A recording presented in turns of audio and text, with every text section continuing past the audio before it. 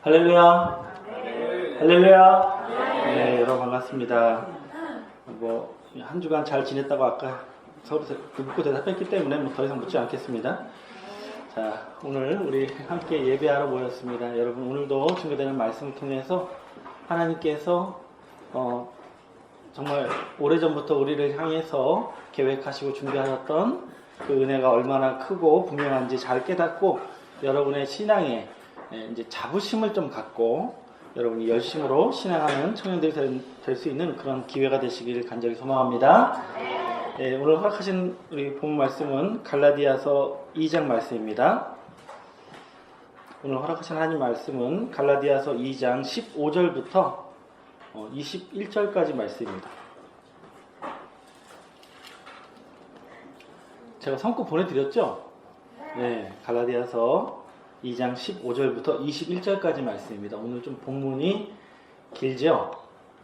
본문이 길면 설교가 조금 길어질 수 있습니다. 좀 양해해 주시고 끝까지 함께 경청해 주셨으면 좋겠습니다. 갈라디아서 2장 15절 말씀 다 찾으신 줄로 믿고 제가 대표로 공독하겠습니다. 우리는 본래 유대인이요 이방 죄인이 아니로되 사람이 의롭게 되는 것은 율법의 행위에서 난 것이 아니요 오직 예수 그리스도를 믿음으로 말미암는 줄 아는 거로 우리도 그리스도 예수를 믿나니 이는 우리가 율법의 행위에서 아니고 그리스도를 믿음으로써 의롭다함을 얻으려 함이라. 율법의 행위로서는 의롭다함을 얻을 육체가 없느니라. 만일 우리가 그리스도 안에서 의롭게 되려고 하다가 죄인으로 나타나면 그리스도가 죄를 짓게 하는 자냐? 결코 그럴 수 없느니라. 만일 내가 헐었던 것을 다시 세우면 내가 나를 범법한 자로 만드는 것이라. 내가 율법으로 말미암아 율법을 향하여 죽었나니 이는 하나님을 향하여 살려 함이니라. 내가 그리스도와 함께 십자가에 못 박혔나니 그런즉 이제는 내가 산 것이 아니요 오직 내 안에 그리스도께서 사신 것이라. 이제 내가 육체 가운데 사는 것은 나를 사랑하사 나를 위하여 자기 몸을 버리신 하나님의 아들을 믿는 믿음 안에 사는 것이라. 내가 하나님의 은혜를 패하지 아니하노니 만일 의롭게 되는 것이 율법으로 말미암았으면 그리스도께서 헛되이 죽으셨느니라. 아멘. 오늘 허락하신 하나님 말씀은 우리 갈라디아서 2장 15절 말씀부터 21절까지 말씀을 통해서 오늘 말씀 제목은 율법에 대하여 죽은 사람들. 율법에 대하여 어떤 사람들? 죽은 사람들이라는 제목으로 오늘 하나님 말씀 깨우쳐보도록 하겠습니다. 우리가 지난 시간 이제 갈라디아서 2장 전반부 말씀을 통해서 사도 바울이 어떻게 예루살렘 본교회 사도들을 통해서 당신의 사도권과 또한 당신이 전하신 복음의 권위를 인정받을 수 있었는지에 관한 말씀을 우리가 알아보았는데요. 자, 오늘은 이어서 이제 갈라디아서 2장 후반부 말씀을 통해서 사도 바울이 우리가 잘 아시는 것처럼 정말 골수 유대인이었음에도 불구하고 왜 율법을 의지하지 않고 예수를 믿고 복음을 신뢰하는 자가 되었는지를 설명해 주시는 말씀을 기록하고 있습니다. 그리고 예수 그리스도를 믿는 자신의 입장을 어떻게 표현하고 있냐면 나는 율법에 대하여 죽었다라고 선언하고 있다는 사실입니다. 자, 과연 바울이 말한 율법에 대하여 죽었다는 것이 어떠한 의미를 가지고 있는지 오늘 이 시간 여러분들이 성경을 통해서 잘 깨닫는 분들이 되셔서 저와 여러분도 사도 바울과 같이 율법에 대하여서는 죽고 하나님을 향하여서는 올바른 삶을 시작하는 하나님의 청년들로 나타나시길 간절히 소망합니다. 네. 자, 오늘 말씀을 좀 보시기에 앞서 우리가 지난 시간에 보았던 갈라디아서 2장 전반부의 말씀을 우리가 좀 생각을 좀 해보고자 합니다. 좀 기억을 해주셨으면 좋겠는데요. 자, 사도 바울이 1차 전도여행을 끝낸 이후에 굳이 이 예루살렘 회의를 소집하고 예루살렘에 올라갔던 이유가 무엇이었습니까? 그가 개인적인 어떤 울분을 풀고자 수리 안디옥 교회들의 의견을 참조해서 갔다기보다는 사실상 갈라디아서 2장에는 바로 하나님의 계시를 받아 명령을 따라 올라갔다는 사실을 우리가 확인해 보았습니다. 그리고 예루살렘에 올라가서 바울이 했던 행동이 무엇이었습니까? 개인적으로 여러 사도들을 만나서 자신이 전하신 복음을 뭐 하셨습니까? 제출하시게 됩니다. 왜 그랬습니까?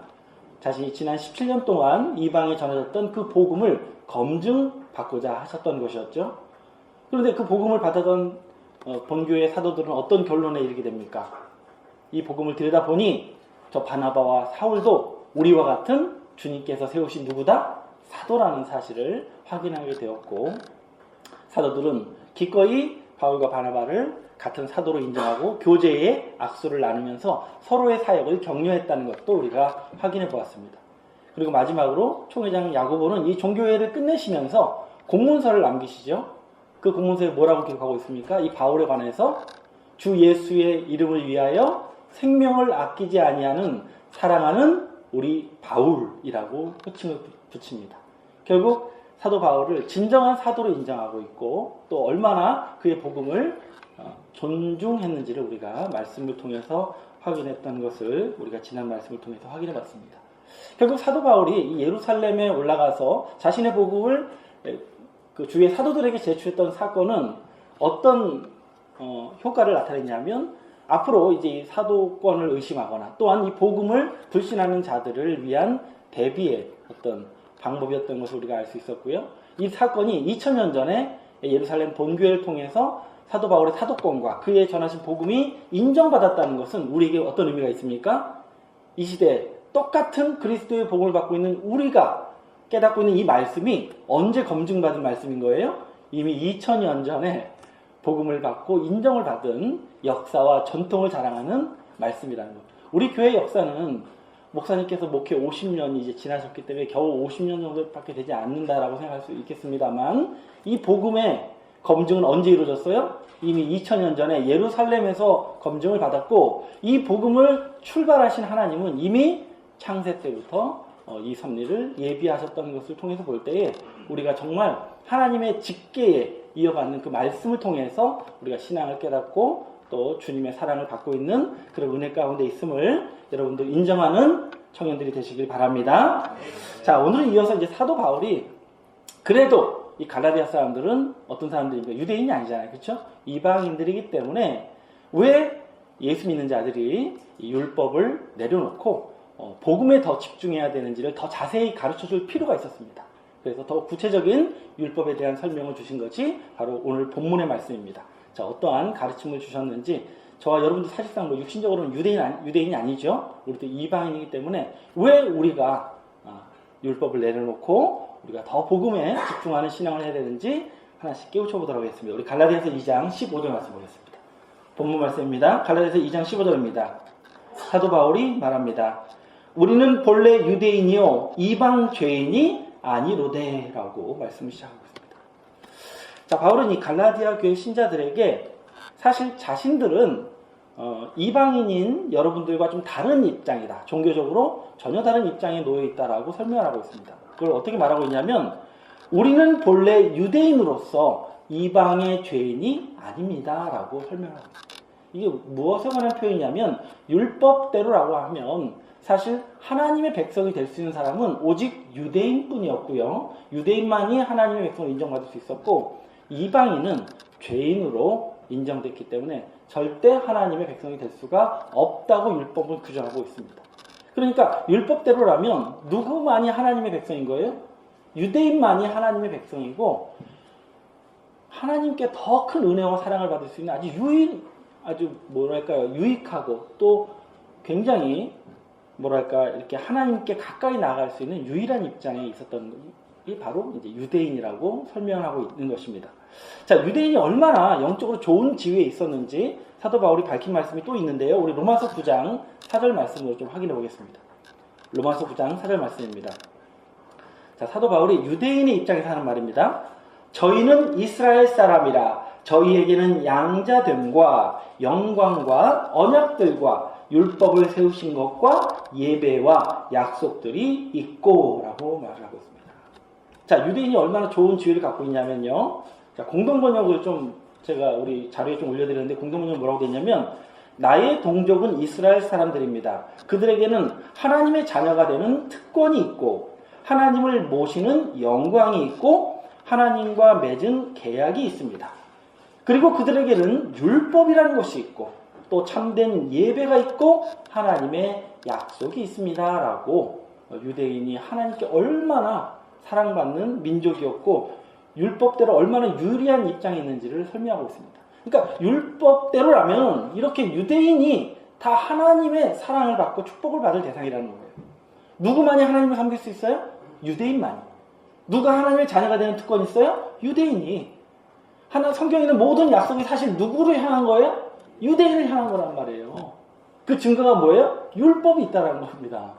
이 율법에 대한 자부심이 어마어마합니다. 그러면 여러분이 유대인이라면 어떻게 살겠습니까? 더더욱 율법을 어떻게 할까요? 그렇죠. 더 지키고 더 의지하고 그 유리한 조건을 다 끌어안고 하나님의 백성이 되고자 했을 거예요. 근데 골수 유대인인 바울은 율법을 더 이상 붙잡지 않습니다. 오히려 우리에게 복음을 주신 예수 그리스도를 더 믿겠다고 집중하고 있는 거예요. 그 이유가 무엇인지를 16절에 이어서 말씀하고 있습니다. 갈라디아서 2장 16절입니다. 바울이 말씀합니다. 사람이 의롭게 되는 것은 율법의 행위에서 난 것이 아니요 오직 예수 그리스도를 믿음으로 말미암는 줄을 아는 거로 우리도 그리스도 예수를 믿나니 이는 우리가 율법의 행위에서 아니고 그리스도를 믿음으로써 의롭다함을 얻으려 함이라 라고 밝히고 있습니다. 자, 누구보다 하나님을 잘 섬겨왔고 율법을 완전히 지켜왔다고 자부했던 사도 바울이 왜 율법을 버렸느냐? 그것은 내가 성경을 깨닫고 보니까 사람이 하나님의 구원의 백성으로 인정받는 길, 여기서 표현하신 대로라면 의롭다함을 받는 길은 율법을 잘 지켰다고 해서 인정받는 게 아니라 누구를 잘 믿어야 된다는 거예요. 예수를 믿음으로써 인정받는 사실을 나도 알았기 때문에 나도 구원받고 싶어서 율법을 지키려 하지 않고 누구를 더욱 믿는 데 힘쓰노라? 예수를 믿는데 힘쓴다고 고백한 줄로 믿습니다. 결국 바울은 율법으로서는 하나님께 의롭다 하심을 받지 못한다는 것을 확인했던 것입니다. 자, 그러면 이것을 확인하게 됐다는 것은 율법의 한계를 발견한 거예요. 율법의 맹점을 깨달은 거예요. 사도 바울이. 자, 어떠한 한계를 깨달았는지 우리 16절 하반절 말씀을 다 같이 읽겠습니다.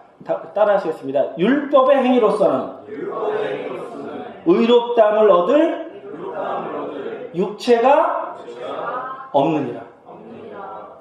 그러니까 율법을 지키는 행위를 통해서는 하나님께 의롭다 인정받는 것이 불가능하다는 것을 깨달았다라고 우리에게 설명하고 있는 것입니다.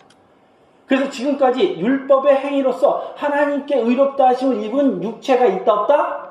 없다. 이거 무슨 말이에요? 그러니까 율법을 잘 지켜서 하나님께 의롭다 하심을 얻은 사람이 없다라는 거예요. 그럼 어떤 결론에 이릅니까? 율법은 지켜서 의롭게 될 수 있는 법이 아니라는 거예요. 그거를 잘 지켜보다 보니까 깨달은 것입니다. 바로 사도 바울이 알게 된 것이죠. 근데 여러분, 근데 좀 객관적으로 한번 율법을 평가해 보겠습니다. 여러분, 율법의 내용을 잘 들여다보시면 그거는 하나님의 백성이면 응당 지켜야 되고 사람이면 누구나 지킬 수 있는 조항들입니다. 예를 들어 볼게요. 십계명에서 가장 대표적인 것, 나 외에 다른 신을 섬기지 말라. 누구만 섬기라는 거예요? 이게 어려워요? 우상을 섬기지 말라. 이게 어렵습니까? 살인하지 말라. 도적질하지 말라. 거짓말하지 말라. 이게 대단히 어려운 일입니까? 남의 아내를 탐하지 말라. 그게 그렇게 어려운 일일까요? 여러분, 이거는 하나님을 믿지 않는 자들도 사실 지킬 수 있을까요? 없을까요? 할 수 있는 거예요. 정상적인 모범 시민이라면 누구나 할 수 있는 일들입니다. 근데 여러분, 이게 어떤 상황에서 주어주신 법이냐면 하나님께서 이스라엘 백성들을 어디서 끌어내실 때 주신 법이에요? 그렇죠. 애굽에서 400년 동안 종살이하던 민족을 데려올 때, 애굽의 우상 숭배 문화와 그 세상의 환락과 유희에 쪄들어 있는 그 세상에서 데려올 때, 하나님 하자도 모르는 그 초짜들한테, 그 유치원생만도 못하는 백성들에게 최소한의 신앙의 기초와 규범을 주신 게 뭐예요? 십계명이에요. 이것만이라도 지켜내면 내가 너희들을 사랑해 줄 것이고 내 백성으로서 내가 너희의 하나님이 되어줄 거야 라고 주신 거예요. 근데 문제는 이 율법 조항을 가지고 있던 백성들이 어떤 백성으로 변질됐냐면 이제 하나님을 의지하는 게 아니고 이 율법에 의지합니다. 누굴 더 믿는 거예요? 율법을 믿는 거예요. 율법을 내가 잘 지켜서 내가 율법을 지킨 만큼 내 스스로 포인트를 얻고 점수를 따면 그만큼 내가 구원의 백성이라는 확신을 자기 스스로 얻게 되는 거예요. 이 법의 맹점이 뭐냐면 법은 해석하기 나름입니다. 사실 어떻게 적용할 거냐에 따라서 완전히 다른 효과를 냅니다. 그러니까 법을 누가 해석하는 거예요? 백성들이 해석합니다. 자기가 지키기 좋은 조항으로 규범을 만듭니다. 그리고 그것대로 지키고 자기 스스로 나 잘 지켰어 라고 안돈하게 됩니다.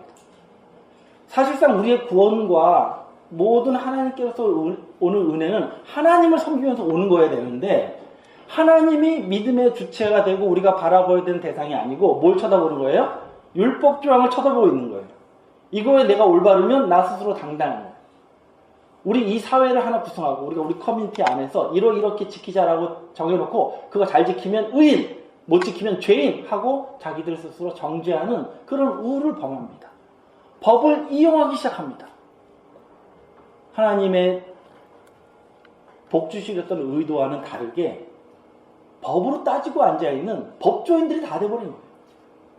그리고 철저하게 이방인은 정죄하고 자기들만 하나님의 모든 복을 가져가는 걸로 아주 딱 고정시켜 버리는 거예요.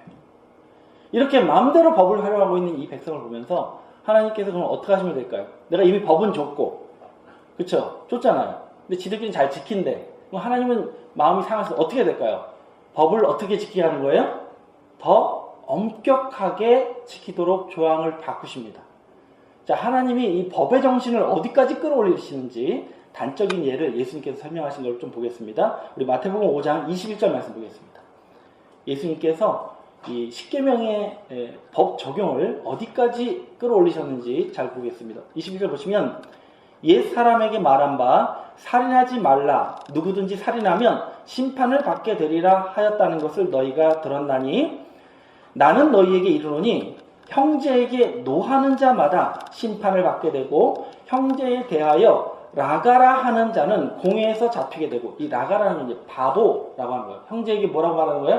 야, 이 바보야 하는 거는 공회에 붙잡히게 된다는 거예요. 그리고 미련한 놈이라 하는 자는 지옥불에 뭐하리라? 들어가게 됩니다. 자, 우리가 살인죄라는 것을 규정하면 진짜 사람을 잡아서 죽이면 실제 남의 목숨을 빼앗으면 살인죄라고 생각하고 너희들 난 살인한 적 없어요. 난 율법 지켰어. 이렇게 생각하는지 모르겠는데 법을 어디까지 확대하시는 거예요? 네가 형제를 바보라고 하거나 형제를 화나게 하거나 또한 사람들 앞에서 미련한 놈이라고 망신만 줘도 너는 무슨 죄를 범한 거야? 살인죄를 저지른 거야. 그의 인격을 살인했어 하고 법을 규정하십니다. 이렇게 돼버리면 만약 지금 율법을 우리 지금 청년 안에서 적용하면 몇 명이나 살아남을까요? 그죠? 아니 오해할 수 있잖아요. 우리가 오해로라도 아유 바보같이 이렇게 그냥 말로 한 것뿐인데 너 바보라고 했잖아. 그러면 뭐 한 자예요? 살인한 자가 돼요. 또 보십시오. 우리 이어서 27절 보겠습니다. 마태복음 5장 27절 보시면 또 간음하지 말라 하였다는 것을 너희가 들었으나 나는 너희에게 이르노니 여자를 보고 음욕을 품은 자마다 마음에 이미 뭐 하였느니라? 간음하였느니라. 원래 이 간음죄에 대해서는 남의 아내를 탐하지 않으면, 그러니까 남의 아내와 관계만 맺지 않으면 나는 간음죄를 안 줬다라고 당당하게 생각했어요. 그런데 이 법을 어디까지 확대하십니까? 어떤 다른 여성을 보고 성적인 욕망을 그냥 생각만 해도, 마음에 떠올리기만 해도 저 남자 멋있다. 근데 애인이 있어. 그건 뭐예요? 간음이 되는 거예요. 이런 식이면요, 어떻게 확대하려면, 예를 들어서, 나 외에 다른 신을 섬기지 마라. 그러면 뭘 잘 드려야 돼? 하나님의 백성들은 예배를 잘 드려야 돼. 근데 예배 시간보다 내가 여자친구랑 여행 가는 걸 더 좋아해. 그러면 누구를 섬기게 되는 거예요? 다른 신을 섬기게 되는 거예요. 그렇죠? 네 부모를 공경하라 라는 조항이 있습니다. 그러면 부모님을 좀 열받게 했어. 이번에 부모님 생신인데 아무것도 못 해드렸어. 그럼 뭐 하게 되는 거예요? 불효자들은 다 아웃입니다. 율법대로라면. 그러니까 어떻게 되는 거예요? 도저히 지킬 수 없는 법으로 법 적용을 확대해 버리는 거예요. 근데 더 무서운 건 뭔지 아십니까? 이 법을 판단하는 방식입니다. 어떻게 이 법을 판결하시는지 특별한 판결 방식을 한번 확인해 보겠습니다. 야고보서 2장 10절 말씀입니다. 누구든지 온 율법을 지키다가 그 하나를 거치면 어떻게 되나니? 모두 범한 자가 되나니. 내가 형제에게 편의상 그냥 거짓말 좀 했어요. 거짓말하면 뭐가 되는 거예요? 우상 숭배자 되고요, 살인자 되고요, 간음자 됩니다.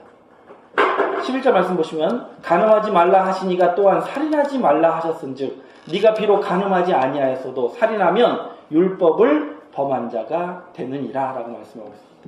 원래 법이라는 게 굳이 개별 조항이 있는 거는 그거 하나하나에 대한 어떤 범법 여부를 따지려고 있는 거 아니겠습니까? 그런데 율법은 안 그렇습니다. 율법에 하나만 거치면 어떻게 돼요? 다 범한 자가 돼요. 자, 우리가 유대인이 아니라서 사실 세부 규칙은 잘 모르시는데 원래 율법의 세부 규칙은 적극적으로 지켜야 되는 세부 규칙이 278개가 있습니다. 그럼 그 중에 하나만 거치면 어떻게 되는 거예요? 277번째를 어겼어. 그러면은 278개를 싹 범하는 거예요. 그러면 비적극적으로 지켜야 되는 365개도 다 범하게 되는 거예요. 이 적용대로라면 그렇습니다. 무슨 얘기를 하고 싶은 거냐면 이 법을 가지고 자기를 의롭다 하는 백성들을 향해서 하나님께서 도저히 빠져나갈 수 없는 법으로 만들어 버리신 거예요. 원래는 복 주려고 했다니까요. 이것만 지키면 더 사랑해 주시려고 주신 법이었어요. 우리 유치원생들한테 자녀에게 방만 깨끗하게 치워, 그리고 양말을 벗으면 꼭 빨래통에 넣어, 이것만 지키면 엄마가 사랑해 줄게, 이렇게 시작한 법이었단 말이에요. 근데 어느 순간 뭐가 되는 거예요? 이 법 아래 있는 자를 다 범법자로 만드는 법으로 변질된 것이 율법이었습니다. 결국 누가 이렇게 만든 거예요? 하나님의 백성들의 오만과 위선과 거짓된 신앙의 모습이, 그러니까 하나님 적당히 섬겨놓고 이제 내 마음대로 다른 신 섬기려고 했던 그들의 욕망이 이렇게 율법을 변질시키고 스스로 이 칼날을 더 갈게 만드는 우를 범했다는 것을 알기를 원합니다. 그래서 바울이 깨달은 율법의 한계가 뭐예요? 아까 우리 16절 하반절 말씀에 율법의 행위로서는 의롭다 하심을 얻을 육체가 없느니라 라는 그런 진리를 깨달았다는 것을 알기를 원합니다. 근데 다행히 그러면 우리는 구원 못 받잖아요. 그렇지 않습니까? 기껏 하나님의 백성이랍시고 율법 없이 지켜봤는데 안 되는 거예요. 교회를 다니기 시작했더니 그때부터 내가 죄인이라는 거예요. 그래서 더 이상 구원의 길이 없는 줄 알았는데 사도 바울이 깨닫습니다. 우리가 의롭게 되는 길을 하나님이 열어주신 것을 깨달았어요. 그게 뭐예요? 누구를 믿는 거예요? 예수 그리스도를 진정으로 믿고 섬기게 되는 길임을 깨달은 줄로 믿습니다. 그러면 예수를 믿는 것이 의롭게 된다는 것이 어떤 의미일까요? 예수를 영접했어요. 이제 돌아가시기 얼마 안 된 분한테 예수님을 영접하세요. 이렇게 손잡고 물었더니 영접합니다. 이러면 되는 겁니까?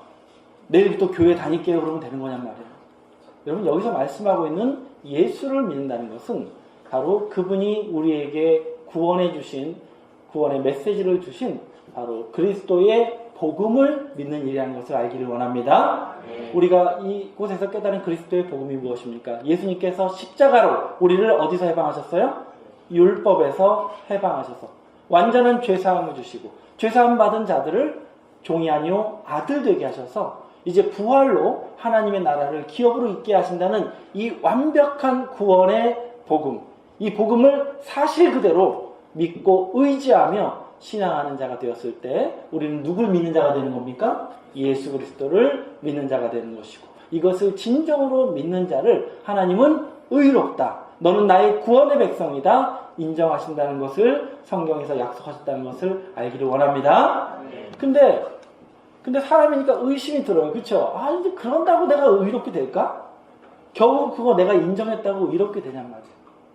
그래서 사도 바울은 다른 이방인들에게도, 특히 로마에 있던 형제들에게도, 이방 형제들에게도 이 율법의 한계와 또 예수를 믿어 의롭게 되는 원리를 좀 더 구체적으로 설명을 하시게 된 내용이 있기 때문에 참고로 그 내용을 좀 추가로 보겠습니다. 우리 로마서 3장 19절 말씀 보겠습니다. 자, 로마서 3장 19절입니다. 우리가 알거니와 무릇 율법이 말하는 바는 율법 아래에 있는 자들에게 말하는 것이니 이는 모든 입을 막고 온 세상으로 하나님의 무엇 아래 있게 하려면 심판 아래 있게 함이니라 라고 기록하고 있습니다.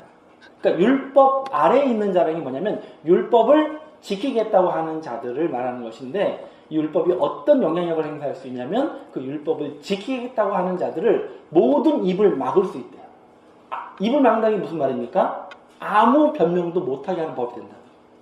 내가 사실은 이러이러한 사정이 있었어요. 근데 그 말을 할 수 있어요? 없어요? 없게 해버리는 법이 된다. 그리고 온 세상을 어디 아래 끌고 갈 수 있는 거예요? 하나님의 심판으로 끌고 들어갈 수 있는 법이 바로 율법이라고 사도 바울이 설명하고 있는 것입니다. 그래서 20절에 이렇게 결론이 납니다. 그러므로 율법의 행위로 그 앞에 의롭다 하심을 얻을 육체가 없나요? 오늘 본문하고 똑같은 말씀을 똑같이 규정하십니다. 그러면서 이렇게 말씀하십니다. 율법으로서는 죄를 뭐함이라? 깨달음이라. 그러니까 율법을 여러분이 열심히 지켜보면, 나처럼 평생 지키다 보면 깨닫게 돼. 이거 지켜서는 의롭게 될 수가 없구나 라는 결론을 이룰 것이고, 더 확실하게 깨닫는 게 뭐냐면 내가 무슨 죄를 지었는지는 깨달을 수 있어 라고 말합니다. 그러니까 율법의 용도가 뭐예요? 결국 뭐만 남은 거예요? 뭘 깨닫는 법? 죄를 내가 어떤 죄인인가, 구체적으로 무슨 조항에 걸려서 내가 죄인이라는 것을 깨닫게 하는 법이 되었다라고 기록하고 있는 것입니다. 그런데 어떻게 우리가 이 율법 아래 있던 우리가 감히 하나님께 의롭다 하심을 받게 되었는지를 이제 21절 말씀부터 설명을 해주십니다. 자, 21절 말씀 다 같이 볼까요? 시작. 다시 시작. 이제는 율법 외에 하나님의 한 의가, 아멘. 무엇이 나타났어요? 무엇 외에? 그러니까 율법하고 완전히 다른 또 다른 하나님의 의의 구원의 방법이 나타났으니 다음 말씀 보시면 율법과 선지자에게 증거를 받은 것이니라. 이게 무슨 말이냐면 구약 성경에서 이미 선지자들이 보증하신 구원의 증거가 나타났다. 사실은 이게 갑자기 나타난 게 아니라 이미 율법이 생겨나기 전부터 하나님께서 계획하신 구원의 의가 나타났다. 그게 뭐냐? 우리 23절 이어서 보시면 모든 사람이 죄를 범함에 하나님의 영광에 이르지 못하더니. 원래 하나님께서 당신의 백성들을 영광스러운 모습을 갖출 수 있도록 만들어놨는데 사람이 죄를 범하는 바람에, 율법에 거치는 그런 삶을 사는 바람에 다 그 영광에 이르지 못했다는 거예요. 그런데 24절 말씀 보시면 그리스도 예수 안에 있는 구속으로 말미암아 하나님의 은혜로 값없이 의롭다 하심을 얻은 자가 되었느니라 라고 기록하고 있습니다. 그리스도 안에 있는 성령을 통해서 우리가 하나님께 의롭다 하심을 받는 길이 열렸다고 우리에게 말씀하고 있는 줄로 믿습니다. 그걸 뭐라고 표현하냐면 하나님의 은혜라고 말씀하고 있습니다. 그리스도 안에 있는, 그러니까 구속의 역사가 있어. 속량해주는 역사가 있어. 너희가 어떤 죄에 걸려 넘어져도 너희를 그 죄에서 끄집어내줄 수 있는 그 속량의 역사가 있으니 이게 바로 하나님의 은혜야 라고 말하고 있습니다. 자, 그러면 이 하나님의 은혜가 구체적으로 어떻게 발현됐는지 더 중요한 말씀, 우리 25절 말씀을 좀 집중해서 봐주시기 바랍니다. 자, 25절 말씀 되게 중요하니까 우리 다 같이 한번 보겠습니다. 25절 말씀입니다. 이 예수를 하나님이 그 피로 인하여 믿음으로 말미암아 화목제물로 세우셨으니 라고 기록하고 있습니다. 그러니까 이게 무슨 말이냐면 하나님께서 예수 믿는 자들에게 속죄의 제물로 누구를 주셨다는 거예요? 예수를 너희에게 주었다라고 말씀하고 있습니다. 그러니까 우리한테 속죄의 제물로 예수님을 주시면 어떤 효과가 나타나냐면 다음 말씀 보시면 이는 하나님께서 길이 참으시는 중에 전에 지은 죄를 간과하심으로 자기의 의로우심을 나타내려 하심이니 라고 기록하고 있습니다. 그러니까 하나님께서 당신의 아들을 우리에게 속죄의 제물로 주시는 이유가 뭐냐면 하나님 본인이 내가 오래 참고 너희들이 지은 죄를 내가 못 본 척 해주시는 그런 관대한 하나님이라는 걸 표현해주고 싶었다는 거예요. 그러니까 하나님이 자기 아들까지 우리한테 바쳐가면서 나는 정말 잘 참는 그런 아버지고 나는 정말 너희를 얼마든지 용서해줄 수 있는 그런 아버지야. 나는 그 의로운 아버지가 바로 나라는 것을 나타내고자 하셨다는 것을 알기를 원합니다. 결국 이게 누구 의롭게 되는 결과가 나타나는 거예요? 예수를 우리에게 주신 게? 우리의 죄를 속하는 제물을 주신 게 누구를 의롭게 하는 거예요? 하나님을 의롭게 하는 거예요. 아니 그러면 하나님만 의로워지신 거지 우리가 의롭게 되는 게 아니지 않습니까? 이렇게 생각할 수 있는데 아닙니다. 우리 다음 말씀 26절 보겠습니다. 곧 이때에 자기의 의로우심을 나타내사 자기도 의로우시며 또한 예수 믿는 자를 의롭다 하려 하심이니라 라고 기록합니다. 그러니까 하나님이 그냥 나 의로워지려고 이렇게 한 게 아니고 내가 너희들 앞에 의로운 하나님이 되면 나를 믿는 너희들, 내가 너희에게 예수를 보내서 너희를 속량하는 하나님이라는 걸 믿어주는 너희들도 내가 어떻게 만들 수 있다? 의롭 백성이라고 인정하게 될 수 있다고 말씀하고 계시는 줄로 믿습니다. 그러니까 하나님은 정의로운 하나님이 되고 싶은 거예요. 정의가 뭐예요, 여러분? 정의는 뭐예요? 죄를 졌으면 어떻게 해야 돼요? 벌을 어떻게 해야 돼요? 받아야죠. 이게 정의입니다. 세상에도 그게 정의예요. 근데 하나님이 정의로운 하나님이 되고 싶으시니까 우리 죄를 싹 뺏어다가 누구한테 다 뒤집어 씌운 거예요? 예, 그래서 누굴 처벌하는 거예요? 예수를 처벌하는 거예요. 죽여버렸어요. 그렇게 해서 자기가 정의로워지신 거예요. 이게 무슨 효과를 보냐면 죄를 싹 뺏겨버린 우리가 어떤 백성이 되어버린 거예요? 의로운 백성, 죄 없는 백성으로 나타나게 하는 효과를 우리에게 주고자 하셨다는 것을 알기를 원합니다. 그러니까 너희들이 더 이상 율법과 상관이 있다 없다?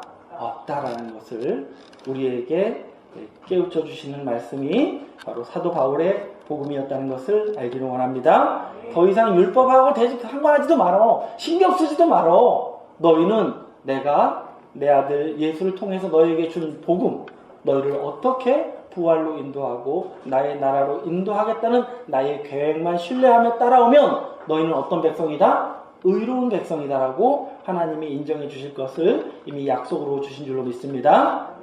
자, 그래서 이제 더 이상 우리는 율법하면 어떻게 해야 돼요? 쳐다보지도 말아야 되고 신경 쓰지도 말아야 돼요.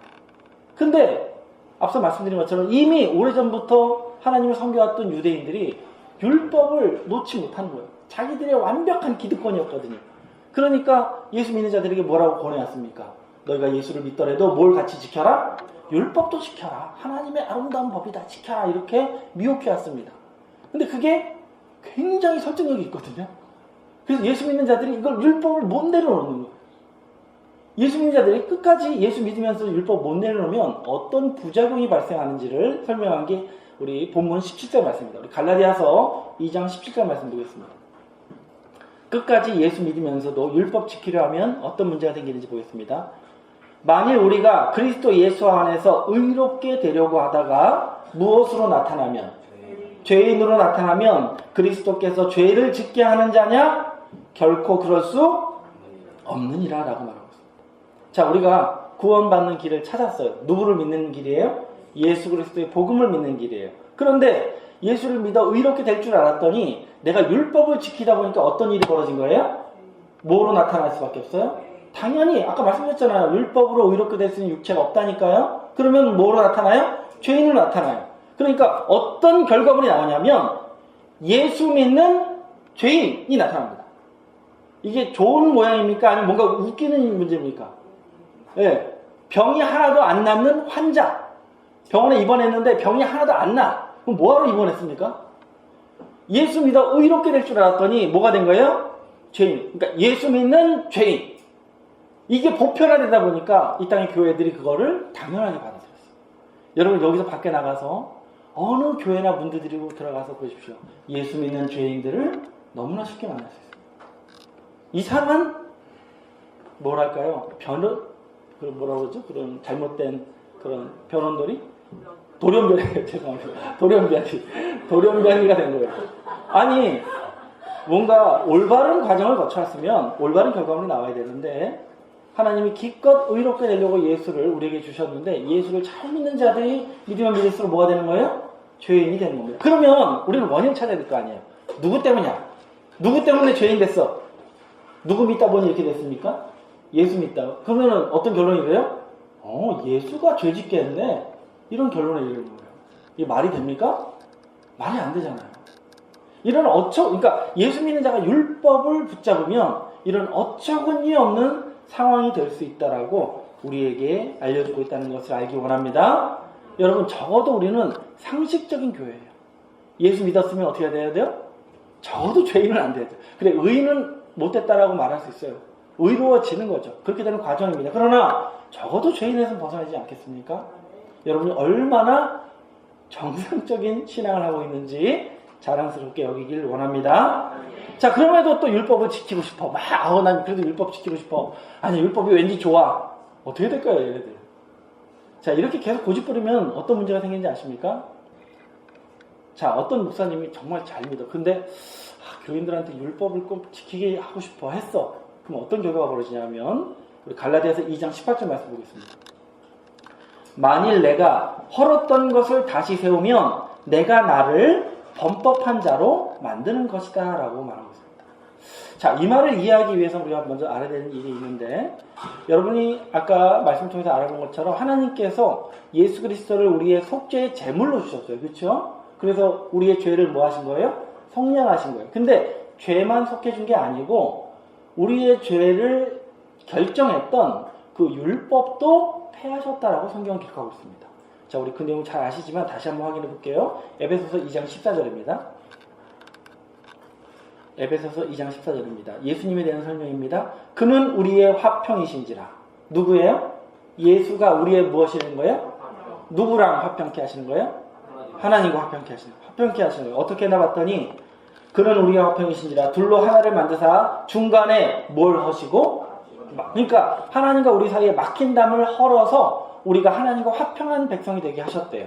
화목할 수 있게 되게 만드셨대요. 그럼 그 중간에 막힌 담이 뭐냐? 15절 말씀 보시면 원수된 것 곧 의문에 속한 계명의 율법을 자기 육체로 뭐 하셨으니? 폐하셨으니. 자, 예수님께서 하나님과 우리 사이에 막힌 담을 헐어버렸대요.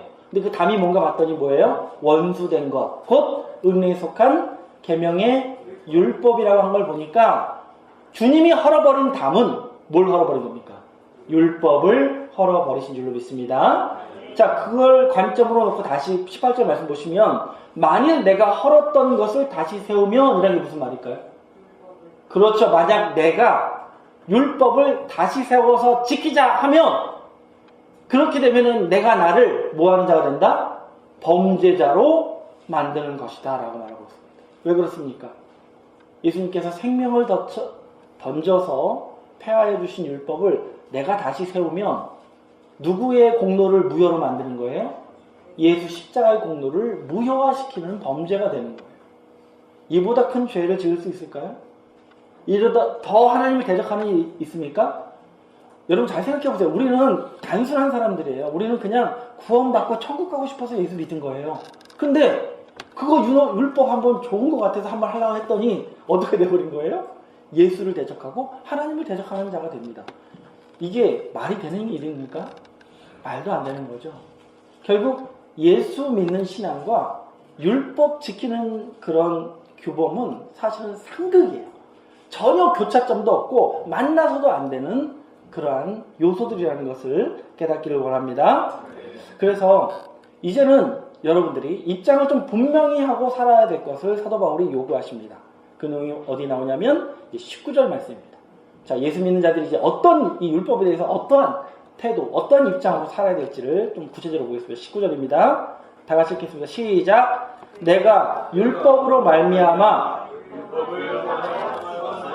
자, 이제 여러분이 어떤 입장으로 살라는 거예요?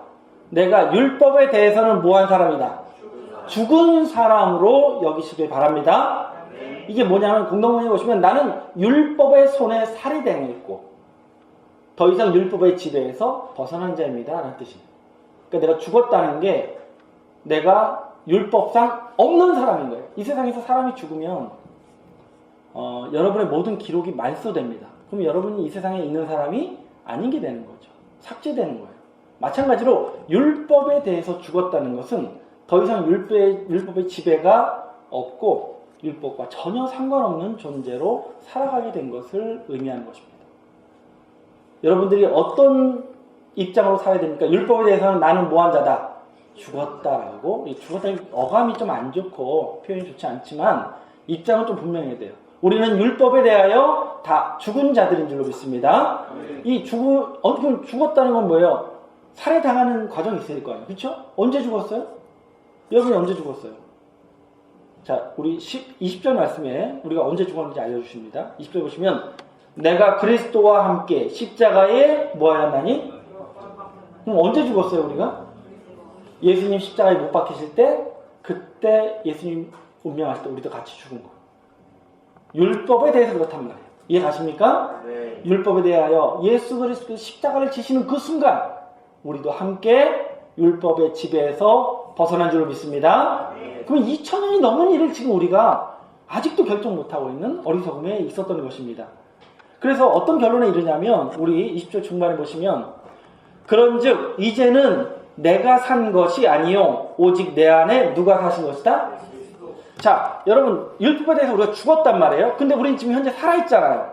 그럼 지금 살아있는 건 뭔데? 이렇게 질문한다면 지금 나는 내 의지로 살고 있는 게 아니야. 내 안에 누가 들어와 있는 거야? 예수가 들어와 앉아 사시고 있는 거야. 그럼 무슨 얘기냐면 내가 이제 율법의 지배를 벗어났더니 누구의 지배 아래 있다는 거예요? 예수님의 지배. 예수님이 너 율법에서 벗어났고 해방된 거 깨달았니? 그러면 넌 내 거야 하는 거야. 하은이 이제 내 거야. 너는 꼼짝없이 내 사람이야. 너는 이제 내가 원하는 대로 살아야 돼. 넌 내가 무조건 지켜줄 거야. 나는 이제 너랑 끝까지 함께 할 거야 라는 하나님의 영역, 주님의 사랑으로 살게 된 것을 깨우쳐주고 계신 줄로 믿습니다. 여러분이 그냥 난 율법 상관 안 해도 되겠네, 그냥 이런 개념이 아니에요. 법적으로 우리의 호족이 바뀌는 거예요. 우리가 어디로 옮겨가는 거예요? 누구의 사람의 호족이 올라가는 거예요? 예수 그리스도의 호족이 올라가요. 패밀리로 등재가 되는 것입니다. 이제는 내가 사는 게 아니라 누가 사시는 거예요? 내 안에 그리스도께서 사시는 삶이 된다고 말씀하고 있습니다. 그리고 20절 하반절에 이렇게 말씀하고 있습니다. 이제 내가 육체 가운데 사는 것은 나를 사랑하사 나를 위하여 자기 몸을 버리신 하나님의 아들을 믿는 무엇 안에서 사는 것이다? 자, 여러분 다시 우리 말씀 다시 처음으로 돌아볼까요? 우리가 의롭게 되는 길이 유일한 길이 있었죠. 누구를 믿는 거예요? 예수를 믿는 거예요. 그게 의롭게 되는 건데 우리가 이렇게 의롭게 되는 가장 기본적인 베이스가 뭐냐면 내가 율법에 대해서 뭐한 자가 될 때, 죽은 자가 될 때 내가 나를 위해서 나를 사랑하사 자기 몸을 버리신 그 예수를 믿는 믿음 안에 사는 사람이 될 수 있다고 깨우쳐주고 계신 줄로 믿습니다. 결국 우리가 영적으로 이 율법에 대해서 죽었다는 개념이 여러분의 삶에 늘 자리 잡고 있고 늘 그것이 보편화되어 있을 때 우리가 드디어 믿음 안에 사는 자가 된다고 말씀하고 있는 줄로 믿습니다. 여러분이 헌금을 많이 내야 믿는 자가 되는 게 아니에요. 여러분이 교회를 오래 다녀야 믿는 자가 되는 게 아니에요. 여러분이 율법에 대해서는 내가 죽었다는 사실을 정확히 깨닫고 믿으면 그 복음을 믿으면 이 말씀을 믿으면 여러분이 누구를 믿는 믿음 안에 사는 거예요? 예수를 믿는 믿음 안에. 그리고 생각하게 됩니다. 사도 바울은 사실 예수니까 사실상 생전에 만나본 적도 없고 직접 본 적도 없습니다. 근데 뭐라고 표현하고 있습니까? 그분이 나를 뭐 하셨다? 사랑하셨다라고 깨닫는 거예요. 나를 본 적도 없는 사람이 나 때문에 이 율법에서 나를 굳이 건져주시려고 돌아가셨다고 하니까 답이 안 나와요. 이유가 설명이 안 돼. 뭐밖에 설명이 안 됩니까? 그분이 나를 뭐 하셨구나? 사랑하셨다는 결론에 이르는 것입니다. 아, 그분이 나를 사랑하셨구나. 여러분이 어디서 주님의 사랑을 깨닫는지는 저는 잘 모르겠습니다. 여러분이 원하는 대학에 합격해서 여러분이 좋아하는 직장에 들어가서 그래서 주님이 사랑하시는구나 깨달았다면 잘못 생각하시고 있는 거예요. 여러분이 정말 사랑을 깨달을 포인트는 어디냐면 내가 율법에 대해서 뭐 했다? 죽었다라는 걸 깨달았을 때 이렇게 날 사랑했다고? 라는 표현이 됩니다. 주님이 내가 너희를 사랑한다. 그리고 사랑해서 이렇게 했노라 저렇게 했노라 하는 모든 그 해당되는 백성은 오늘 말씀처럼 이 율법에 관해서 내가 죽었다는 사실을 명확히 깨닫고 인지한 자들에게 주시는 혜택이라는 것을 알기를 원합니다. 그래서 이제 결심을 해야 돼. 자, 이제 그리스도께서 내 안에 사셨잖아요. 그럼 여러분이 어떻게 살아야 되냐면 21절 마지막 말씀입니다. 21절 보시면 내가 하나님의 은혜를 뭐하지 아니하노니. 그러니까 이제 내 삶은 하나님의 은혜를 패하지 않는 삶을 살아야 돼. 그러니까 이게 무슨 얘기입니까? 하나님의 은혜가 내 삶에 계속 유효하게 해야 돼. 은혜가 떠나지 않고 계속 내 안에 은혜가 있게 해야 돼요. 어떻게 살면 그렇게 됩니까? 우리가 율법에 대해서 어떤 자로 사는 거예요? 죽은 자로 살면 돼요. 율법하고 쳐다보지도 말고 율법 아래 있는 사람을 오히려 꺼내주고 내가 율법 아래서 나와 있는 이 자유를 만끽하면서 더 하나님이 주신 사랑을 깨달으며 사는 게 그 은혜를 패하지 않는 삶인 줄로 믿습니다. 다음 말씀 보시면 많이 의롭게 되는 것이 율법으로 말미암았으면 그리스도께서 헛되이 뭐 하셨느니라? 죽으셨느니라.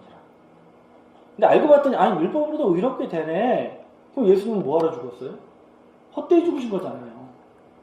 여러분 우리가 율법에 대하여 죽은 자가 사는 게 누구의 죽음을 헛되지 않게 하는 거예요? 예수 그리스도의 희생을 헛되지 않게 하는 것입니다. 이해 가십니까?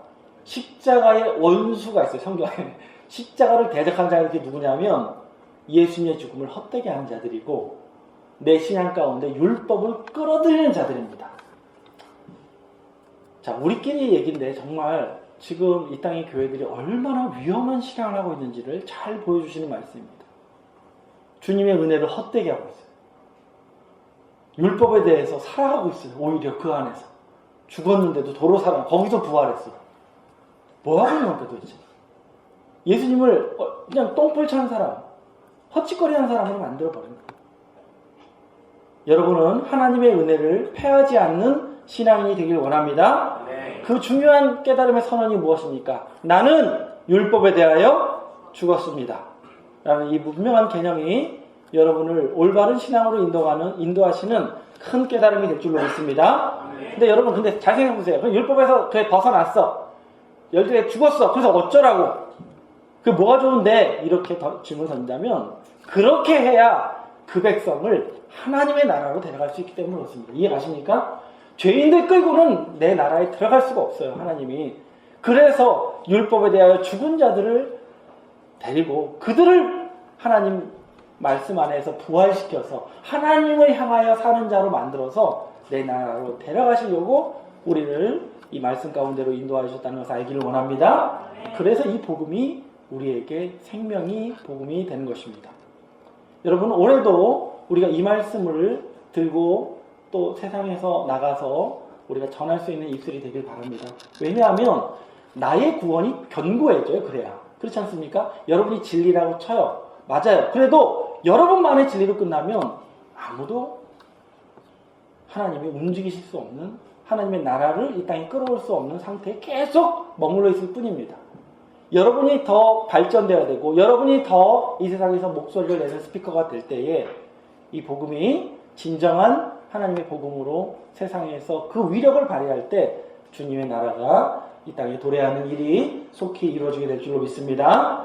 그래서 구원의 복음을 전파하는 사명이 그래서 먼저 율법에 대하여 죽은 우리에게 있음을 늘 명심하고 여러분의 관심사, 여러분이 앞으로 계획하는 모든 일 가운데 이것이 염려가 되길 바랍니다.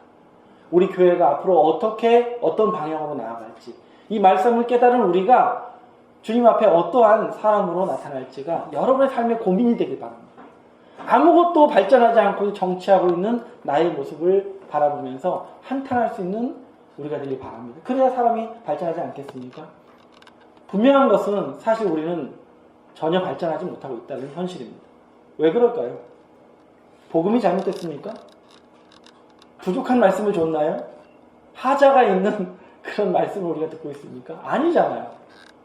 결국은 우리가 더 이 말씀에 믿음을 더 쏟아붓고 우리의 정체성을 명확히 할 때 하나님께서 우리를 도우실 줄로 믿습니다. 아니 바라지도 않는데 뭘 도와줘요.